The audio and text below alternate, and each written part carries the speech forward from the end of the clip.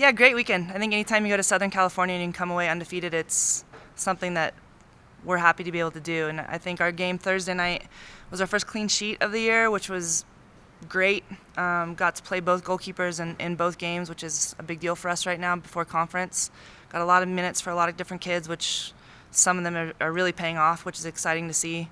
But yeah, and then on Sunday, I think it was probably 104 degrees on the turf. Like it was, it was hot.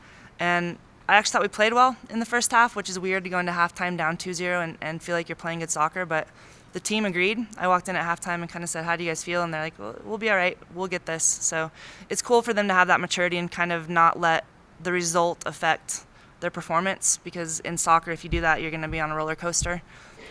So huge second half, outshot Riverside, I think 16-4. But able to get 2 goals back that were really gritty goals on a hot turf, and to me that's just a huge sign of character, and really, really proud of our group. So yeah, a week off this week. We'll recover. They've actually had 2 full days off, which you never get to do during a year. And I think for them now it's all eyes on conference, and we go give it a go. And conference will be equally hard this year as it is every year. So no easy games. We need a little bit of luck, and I know our kids will show up to play. To the UCR game, you mentioned their mentality was there at halftime, but what was it about just like the little things that were going, more the execution? How much better was the execution in the second half? Yeah, I think soccer more than any other sport, the best team doesn't always win. Like it's just weird that way. You can play out of your mind and lose a game 1-0, and you can play really poorly and get a counter goal and win 1-0. So we try to keep our emotions based on our performance.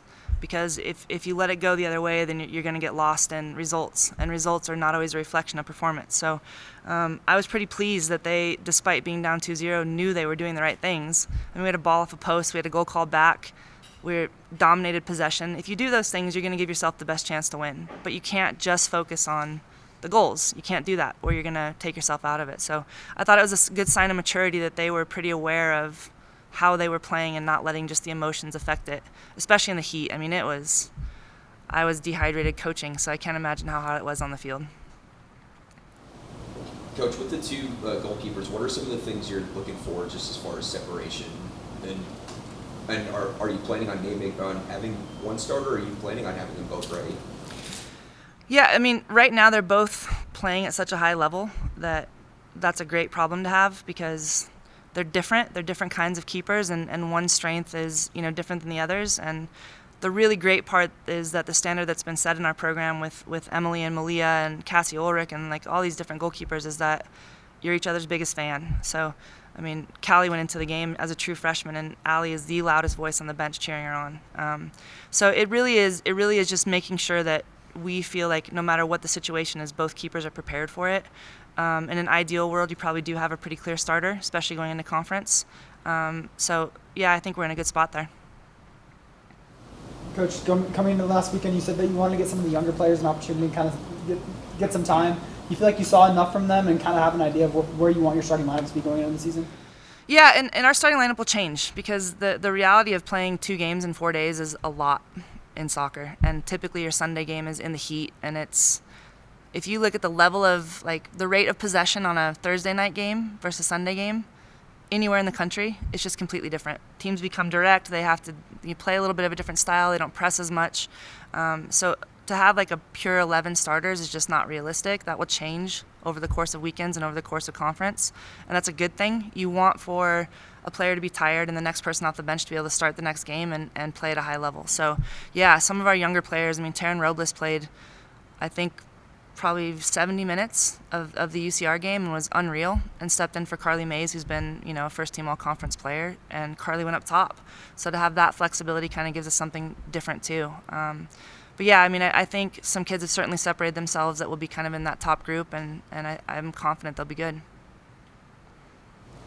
Jaden had really taken the lead on goal scoring so early in the season. How big was it to get a couple more girls involved in the goal scoring? Yeah, I think that's Leilani's second.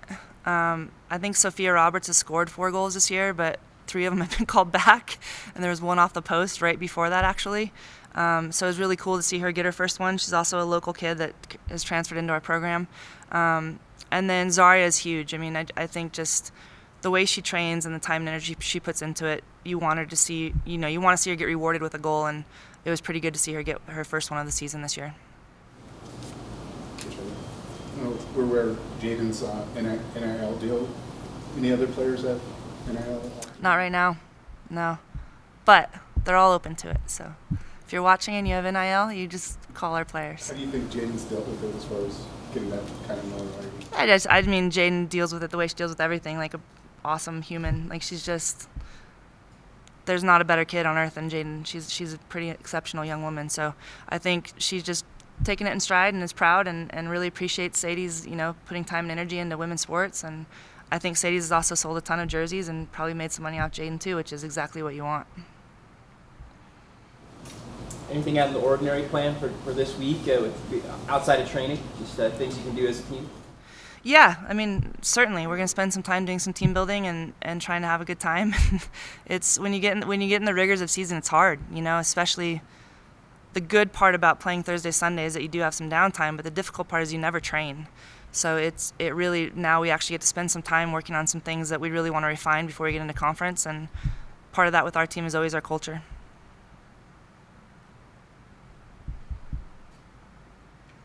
Huge shout out to volleyball too. We pulled up for our game, and the volleyball team was in the hallway at San Diego cheering for our girls, which was just cool. So thank you, John, for doing that.